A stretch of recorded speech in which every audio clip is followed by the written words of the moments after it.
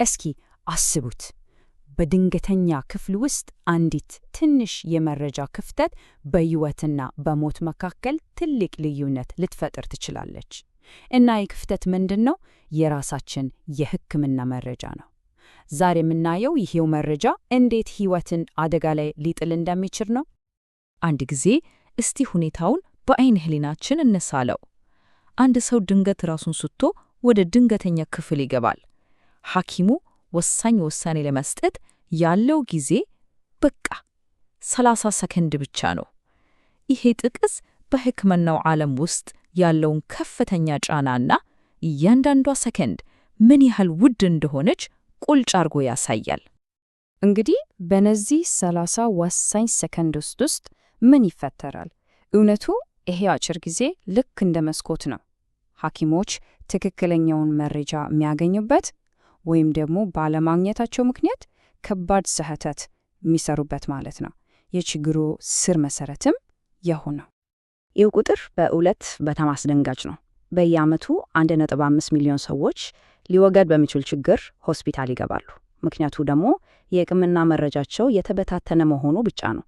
ይህ ማለት ሐኪሞች በዛች በ30 ሰከንድ ውስጥ የሚያስፈልጋቸውን መረጃ ያገኙ አይደለም ማለት ነው። የችግሩ ስፋት እውነት ይህን ያህል ነው። እና የዚህ ሁሉ አደጋ ስር መሰረቱ የሕክምና መረጃዎቻችን የተበታተነ መሆኑ ነው። አንድ ወጥ የሆነ ታሪክ ከመሆን ይልቅ በተለያዩ ቦታዎች የተበታተሱ የአንድ መጽሐፍ ምዕራፎች ይመስላሉ። እሺ፣ ታዲያ የሕክምና ታሪካችን ለምንድን ነው እንዲህ የሚበታተነው? ይህ በጣም ወሳኝ ጥያቄ ነው። መልሱም ያለው አሁን ባለው የጤና አጠባበቅ ስርዓታችን ውስብስብ አወቃቀር ውስጥ ተደብቆ ነው። የአንድ ሰው የሕክምና ታሪክ ልክ እንደተበታተነ እንቆቅልሽ ምስል ነው ብለን እናስብ። የቤተሰብ ሐኪም ጋር የተወሰኑት ቁርጥራጮች አሉ። ስፔሻሊስቱ ጋር ደግሞ ሌሎች ቁርጥራጮች አሉ። ፋርማሲው የሚያውቀው ስለ መድኃኒቶቹ ብቻ ነው። ያው የነሱ ድርሻ እሱ ነው። ሆስፒታሉ ደግሞ ስለ ድንገተኛ ሕክምናው ብቻ መረጃ ይኖረዋል። የአንዳንዱ አካል የራሱን ትንሽ ቁራጭ ብቻ ነው የሚያየው። ሙሉውን ምስል ግን ማንም አየው። እና ስለዚህ ዋናው ቁም ነገር ይህንን እንደ ቀላል የአሰራር ችግር ማየት የለብንም በፍጹም። ይህ በቀጥታ የታካሚን ደህንነት የሚጎዳ ከባድ ውድቀት ነው። እስቲ አስቡት፣ አንድ ሐኪም የአንድን ሰው አለርጂ ሳያውቅ መድኃኒት ቢያዝ ምን ሊፈጠር ይችላል? እሺ፣ ችግሩ ግልጽ ነው። ታዲያ መፍትሄው ምንድን ነው? መልሱ የጠባቂ ሚናን መውሰድ ላይ ነው ያለው። ይህ የተበታተነ ስርዓት የሚፈጥረውን ስጋት ወደ ቁጥጥርና ደህንነት የሚቀይር አዲስ አስተሳሰብ ነው። ታዲያ የጠባቂነት ሚና ማለት ምን ማለት ነው? በቀላሉ ለራስ ወይም ለቤተሰብ የሕክምና መረጃ ጠበቃ መሆን ማለት ነው። ይሄ ተቋም አይደለም፣ አስተሳሰብ ነው። ኃላፊነት ወስዶ መረጃዎችን በማሰባሰብ እና በመመርመር ላይ የሚያተኩር አካሄድ ነው። ይሄ የአሰራር ዘዴ በ3 ቀላል ግን በጣም ወሳኝ በሆኑ ጥያቄዎች ላይ ነው የተመሰረተው። ማንኛውም የሕክምና መረጃ ሲገኝ እነዚህን 3 ጥያቄዎች መጠየቅ ነው። መረጃው ትክክል ነው?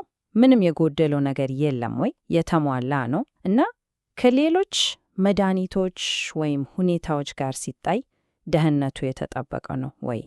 ይሄ የጠባቂነት አስተሳሰብ በተግባር የሚተረጎመው የሕክምና መረጃዎች ኦዲት በሚባል ሂደት ነው። እና እስቲ ይሄም እንደሚመስል አብረን እንመልከት። እንግዲህ ይሄ ኦዲት 2 ዋና ዋና ክፍሎች አሉት።